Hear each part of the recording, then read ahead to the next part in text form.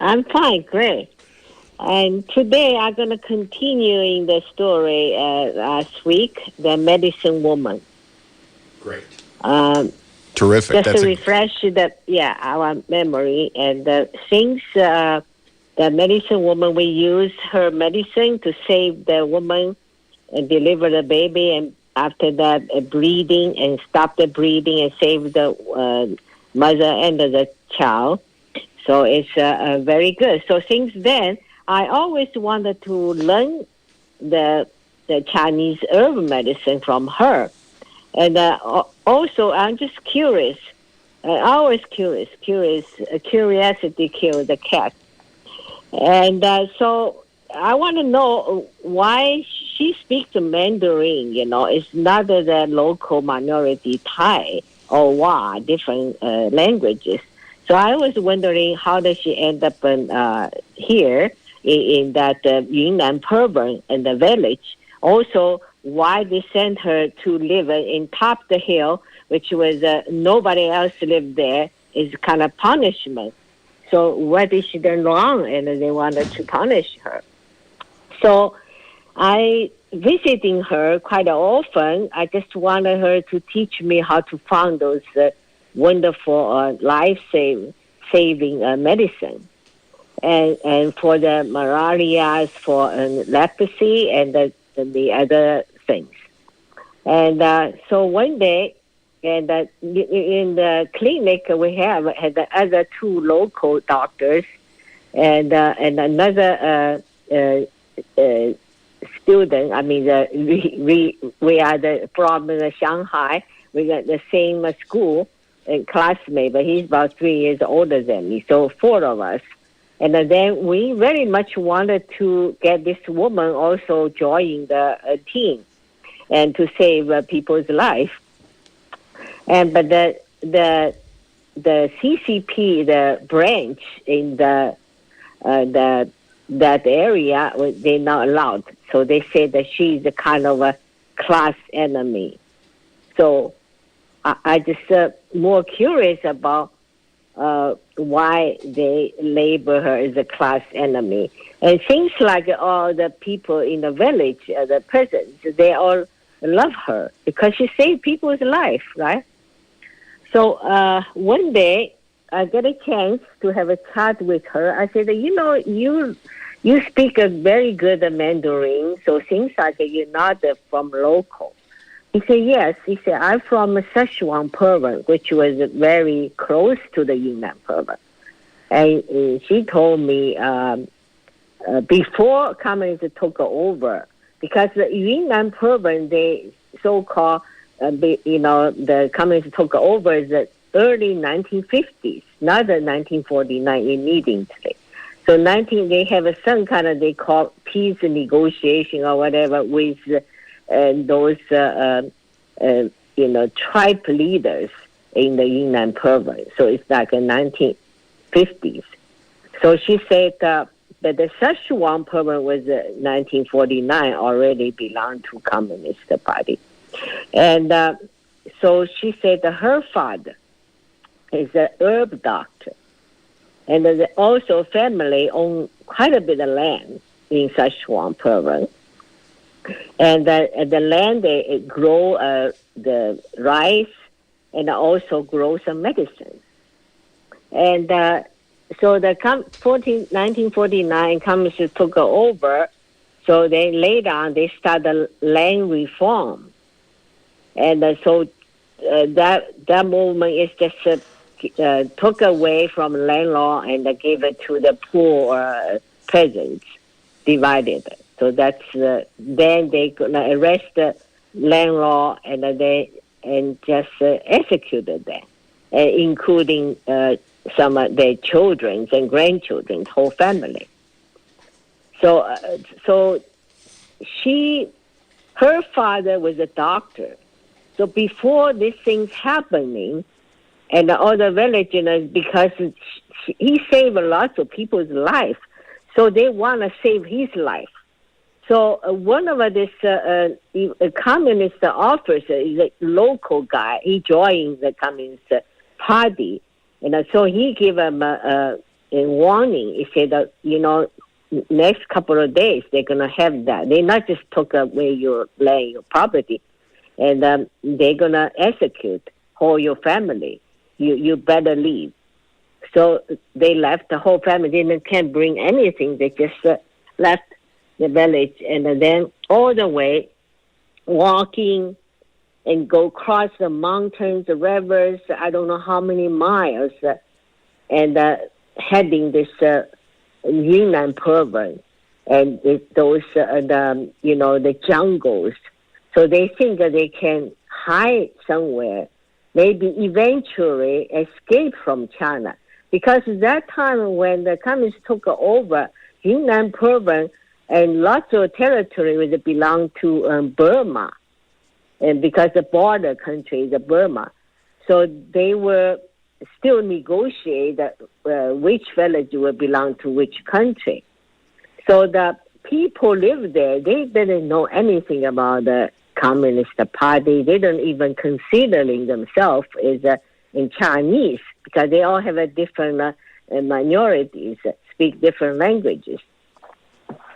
So this family, this Ahmad's family, they believe if they can come into Yunnan province, maybe eventually they can cross the border to Burma or some other countries, but they're not sure it's still going to be in Chinese territory or going to be a Vietnamese territory. So anyway, they end up with this village. Also on the way, they just they give people, they treat sick people, and so villagers were very nice. They give them food, shelter, so it's no problem. Finally, they arriving in this area. Is a bigger valley, and the farming and rice have 3 crops a year, so it seems like pretty well to do. It's a Thai village, and so they settle down there, but they don't have anything. That time in Yunnan province, the land reform not start yet, and so the one of the landlord and give them a piece of land. He say you can do something and to maybe farming and some vegetables and maybe some medicines. But we need you because we need you performing as a doctor, herb doctor. So they get settled down there. But not too long, and this reform, land reform movement coming to Yunnan. So unfortunately, the village were the government decided and talked to the Burma government, decided this village will belong to China and not the Burma. Just across the mountain, you can see is a Burma. So, well, that's it. And so they will belong to China and belong under the communist control. So they started this land reform. And so, but they from outside and nobody know because they don't have anything locally, right? And but nobody know what did they do before. So they ask everybody had to confess, which village you come from, where, which province. So if you had to tell the truth, so they're threatening them, say they will find out if they tell the lie. And so I think, and they're scared, so they just told the truth, saying they would, escape from Sichuan, and but didn't say they have a land or something. They said that they just herb doctor or anything. So anyway, they didn't, to classify them as class enemy. So they just let them live because they need a doctor. So he just performing and to treat the patients, everything. So still let them live until a Cultural Revolution happened, 1966. And then bunch of Rega. I was surprised the Rega got that far. And they come in, they burn those temple, Buddhism temple. Also, they have a Christian church in the mountain. And they burned that too. And then they tied up all the people, landlords, rich farmers, the class enemy, they call that. And also somebody and tell the red guy and said, though these people from Szechuan, they are suspicious. Maybe they are also the class enemy. So they just arrested them, tied them up, and wanted them to confess. So, and torture them. And I think, they ask their family member to denounce each other, also to tell, you interrogate the son, and then they ask whether your father was doing there in Szechuan or whatever. So somehow they broke in the family, and then they get some words out saying their father used to own the land, or grandfather owned a lot of land, or something like that, the story. And so they just wanted to execute it, and the father. And so they had to escape again, but at that time there's no way to go. If you cross the mountain to other side of it, if you're successful, but if not, so definitely you'll be shot. So they didn't do that. So eventually, this doctor, this Alma's father and the mother, and then both, and take the poison and suicide. Because they're doctors, the herb, some poison herbs, they make the soup and they drink it. So it's very sad. So Alma is the only one left there. And because I think for other reasons, they still let her live, is they need somebody still, is somebody sick or something, and she can provide them some medicine and to looking for those herb medicine and to save some life. So she's still alive. And then, but the one time, I think during the Cultural Revolution, one of this army officer, they also coming that time, the Liberation Army, and then joining the called the Revolution Committee, and to rule the villages. So one of this Liberation Army, the officer gets sick, and so Alma, I think it's malaria. So Alma gave him some medicine, but probably too late. Chinese medicine, they do have those combination of the medicine, at least 10 or 20 ingredients in combination, cocktail, and you drink those tea, and can treat the malaria, but also leprosy too. But it took a while, depend on how strong you are, how long you can hold, and when medicine will, take effect. So this guy died. This army officer died.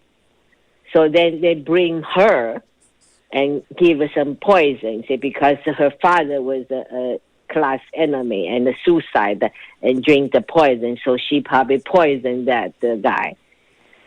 So they just tied her up, and then the punishment is send her to a leprosy village on top of the mountain. Those people are lepers, and they are waiting to die. They put them in the cage, and don't let them come out. If they come out, they say going to infect the other people. So they put those people in a cage on a mountain, just waiting to die, or maybe ate by an animal, or mountain lions or whatever. And so they send her there, and but she knows some medicines, and so those lepers, not everybody, they not dying, but they're not dead yet. So they will let her out of the cage and begging her to get some medicine to save their life. So she did actually save some people, but not everybody there.